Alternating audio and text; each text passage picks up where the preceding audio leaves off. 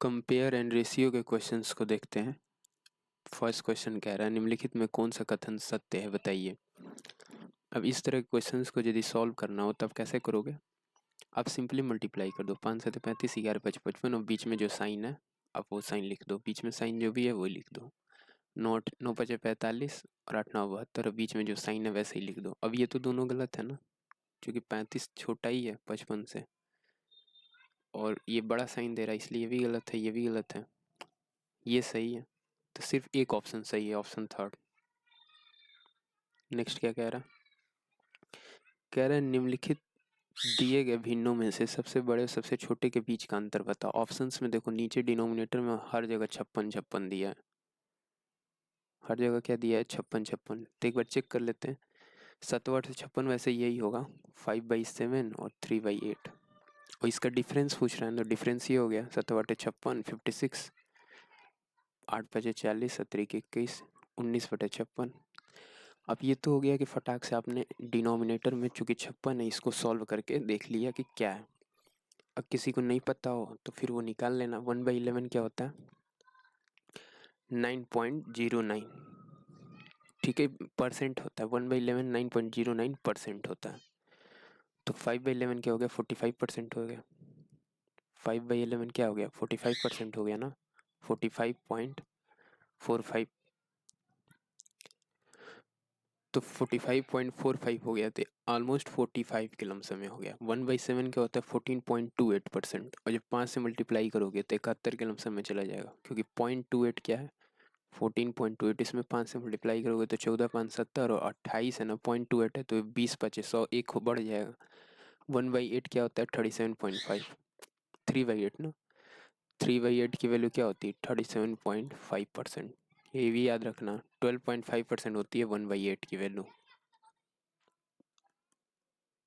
1/8 की वैल्यू क्या होती है? 12.5%। इसी में मल्टीप्लाई करते हैं 3 से तो बात ये 36 और 5 15 37 हो जाता है। 37.5 3/8 1/13 तो 63 71 63 91 7 42 46 के लमसम में जाएगा। नहीं समझ में आता ऐसे कर लो, बटा 13, 13 5 65, 13 चौका 52, 8 13 71 46 के लमसम में चला गया ना। तो सबसे बड़ा कौन है? 71। और सबसे छोटा कौन है? 35 37। तो बस यही दोनों नंबर हो गए ना। नेक्स्ट क्या कह रहा है? इसमें बताना सबसे बड़े और सबसे छोटे का योग। डिनोमिनेटर में हर जगह 65 है, क्या है? हर जगह 65। तो 13 5 65 यही वाला होगा ना, 6/5 और 5/13। डिफरेंस ले लो, 13 78 25 25 में से 78 गया, कितना हो गया? बटा 65। अच्छा इसका योग बोला है तो ऐड करना पड़ेगा, ऐड कर दो। 8 5 13 103। जिन संख्या पूछ रहा है इनमें से सही आरोही क्रम में, यानी आरोही का मतलब क्या होता है? अवरोही का मतलब बड़ा से छोटा, आरोही का मतलब छोटा से बड़ा। आरोही का मतलब क्या होता है? छोटा से बड़ा। 4/5 बोला है, 2/3 बोला है। 4/5 कितना होता है? 80%। 2/3 क्या होता है? 66.66%। 1/11 9.09%। और 2/9 क्या होता है? 22.22%, क्योंकि 1/9 11.11 होता है। तो सबसे बड़ा क्या पूछ रहा है? और आरोही क्रम में लिखो ना, तो सबसे छोटा 1/11 हो जाएगा, एक ही ऑप्शन में है। 1/11 होगा, फिर क्या होगा? 2/9 होगा, फिर क्या होगा? 2/3 हो जाएगा, फिर क्या होगा? 4/5 हो जाएगा। यही होगा ना। पहले 1/11 9.09 वाला हो जाएगा, फिर 22.22 वाला, फिर 66.66 वाला, और लास्ट में क्या हो जाएगा? 80% वाला। इस तरह क्वेश्चंस पूछता है कि 14 की पावर 1/3, 12 की पावर 1/2, 16 की पावर 1/6 और 25 की पावर 1/12, इसका बताइए। पावर 1/12 है, इसका मतलब 12th रूट हो गया 25 का। 1/6 है, इसका मतलब 6th रूट हो जाएगा 16 का। इसका पूछ रहा है तो कुछ नहीं करते, ये जो डिनोमिनेटर में पावर है ना, इन सब का एलसीएम ले लेते हैं। तो 6 3 12 और 2 है, 2 है 3 है 6 है 12, इसका एलसीएम 12 हो गया। 3 चौका 12, 14 की पावर 4, 12 की पावर 6, 16 की पावर 2 और 25 की पावर 1। तो पूछ रहा है सबसे छोटा कौन है, 25 की पावर 1 वाला हो गया, यही सबसे छोटा है ना, ये सब तो बाकी बड़े बड़े हैं। और सबसे बड़ा पूछता तो कैसे निकालते हैं, कुछ नहीं करना। अब देखो कौन बड़ा होगा, या तो ये बड़ा होगा या ये बड़ा होगा, ये कैसे बताएंगे। ये 14 का स्क्वायर कर दो, ये क्यूब में जा सकता है ना, 12 का क्यूब जानते हो ना, 1428 1728 होता है ना, और इसका क्यूब है स्क्वायर 1728 का स्क्वायर, क्योंकि ये 12 का क्यूब है, 12 का क्यूब क्या होता है 1728, और इसका स्क्वायर है 12 का क्यूब, और उसका स्क्वायर करोगे तो 12 की पावर 6 हो जाएगा ना, और 12 का क्यूब क्या होता है 1728, और इसका स्क्वायर। और यहाँ देखो 14 का स्क्वायर क्या होता है 196, इसका स्क्वायर। अब बताओ इन दोनों में कौन बड़ा होगा, 12 की पावर 6 बड़ा होगा ना, तो 12 की पावर 6 ये सबसे बड़ा होगा, ये 12 की पावर 1/2 वाला। ठीक है, कौन सबसे बड़ी है आगे ना, सबसे बड़ा पूछ रहा है। 6 4 3 6 का एलसीएम क्या होगा 12, तो 125 की पावर 2, 11 की पावर 4, 3 चौके 12 हो गया ना, 12 की पावर 2, 6 दूना 12 और 4 3 12, 15 की पावर 3। सबसे बड़ा कौन होगा, या तो ये चेक करते हैं कौन।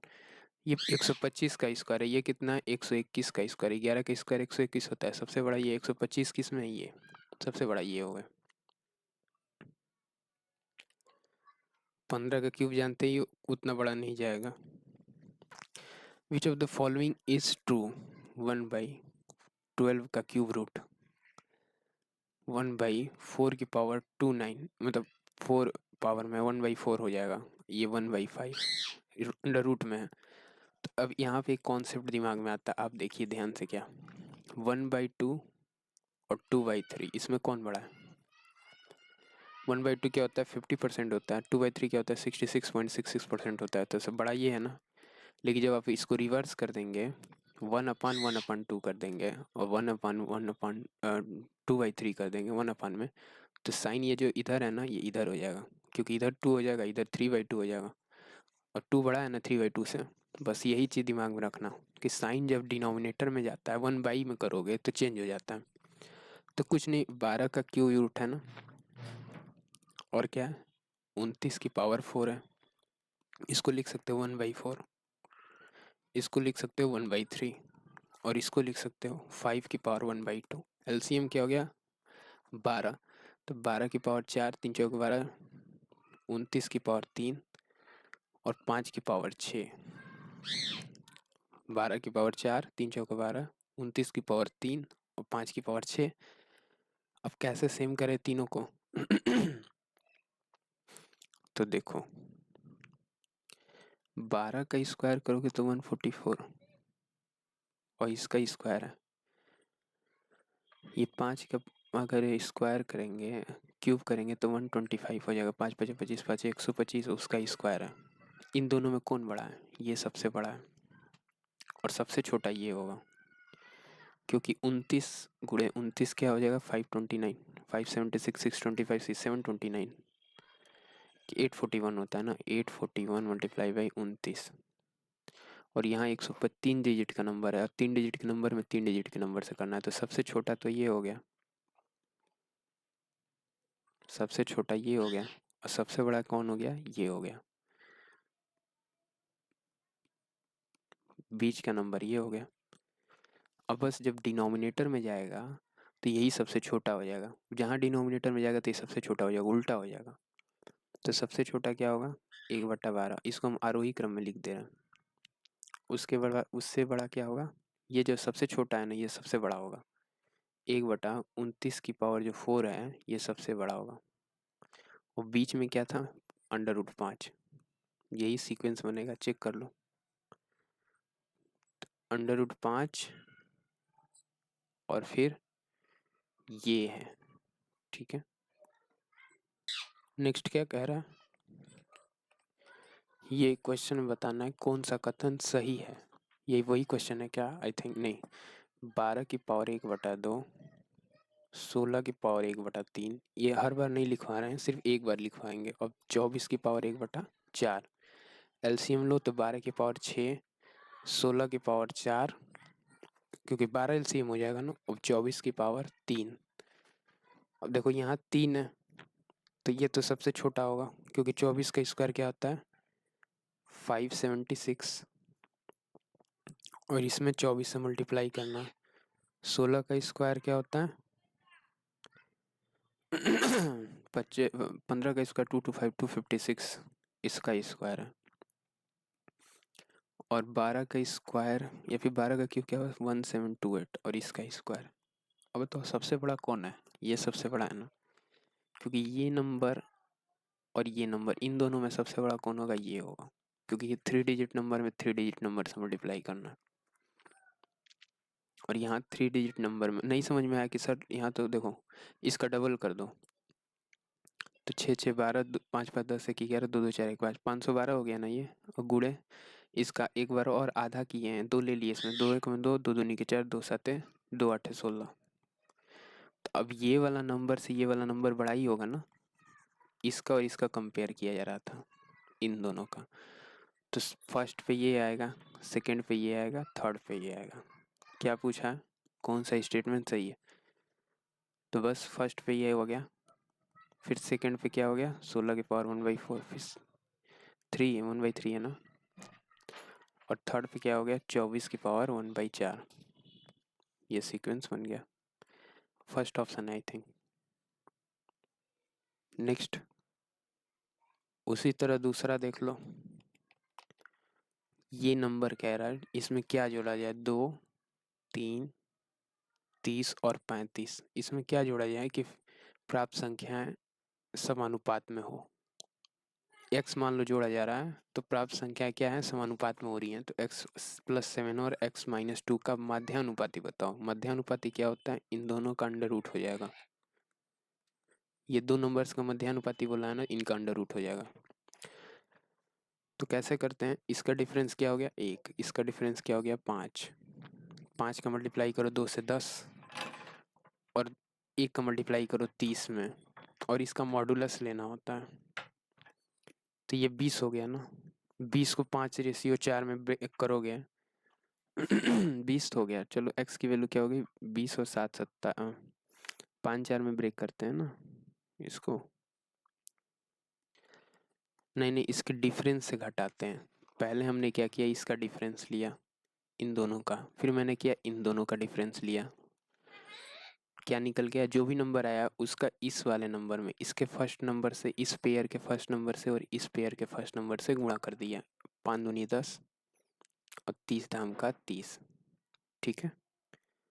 और फिर उसका डिफरेंस ले लो और डिवाइडेड बाय इन दोनों का डिफरेंस 4, तो 4 लोगे तो 5 आंसर आ जाएगा। तो 5 + 7 12 हो गया, और 5 में से 2 गया 3, 12 3 36, 36 का अंडर रूट हो गया 6। एक्स की वैल्यू यही एक्स की वैल्यू होती है। अगला देखो 67 है, 86 है, 55 है और 71 है, इन दोनों का डिफरेंस और इन दोनों का डिफरेंस। तो 7 और 8, 7 7 हो जाओ, 16 में से 7 गया 9, 19 हो गया, 9 7 16 76, 29 हो गया, 9 7 16 76 और 10 86, यहाँ 19 होगा सॉरी। और यहाँ क्या हो गया 11 से 5 गया 6, 61 10 71, ये रेशियो आ गया, ये रेशियो होगा। अब ये तो बड़ा हो गया, ये नंबर बड़ा हो गया ना। अब क्या करेंगे, एक और मेथड है, मेथड से ये फर्स्ट मेथड था, ये वाला फर्स्ट मेथड था। मेथड फर्स्ट से करा रहे थे ना, तो अब देखो मेथड सेकंड, ये मेथड फर्स्ट था जिसमें हम लोग क्या करते थे, एक पेयर लेते थे इसका डिफरेंस और एक पेयर ये लेते थे इसका डिफरेंस। अब इस पेयर के फर्स्ट नंबर से और इस पेयर के फर्स्ट नंबर से दोनों में मल्टीप्लाई करते थे क्रॉस में। तो 16 छक्का 96 कैसे था, 16 गुणे 67 माइनस 55 गुणे 19। इसका मॉडुलस लेते हैं ना, पॉजिटिव निगेटिव अपने से देख लेना, और डिनोमिनेटर में क्या लगता है इसका डिफरेंस। तो 19 में से 16 गया, क्या हो गया 3 हो गया ना। तो एक बार चेक कर लो, 16 छक्का 96 960 प्लस 16 7 112 माइनस 19 पचे 95 और 19 पचे 95, ये हो गया ना, और डिवाइडेड बाई 3, तो ये 10 हो गया। और ये क्या हो गया 12 में से 5 गया 7 17, तो 7/3 आ रहा है।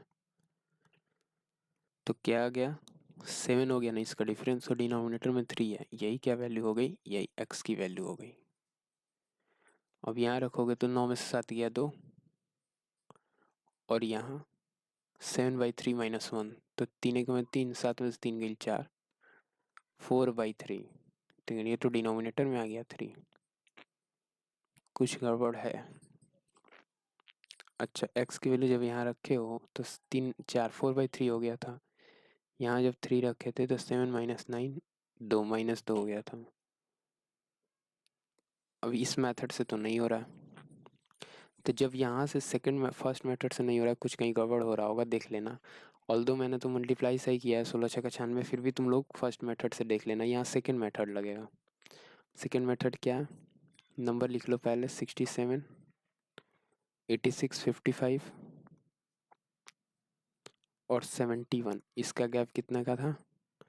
तो इसमें क्या करते हैं, पहले में फर्स्ट पेयर का गैप ले रहे थे, अगली बार में इसका इसके साथ ले लो, कितना गैप हो गया 12, और इसका इसके साथ ले लो, कितना गैप हो गया 15। इसका रेशियो काढ़ो, 3 चौका 12, 3 पचे 15, 3 चौका 12, 3 पचे 15, इसका मल्टीप्लिकेशन कर दो, और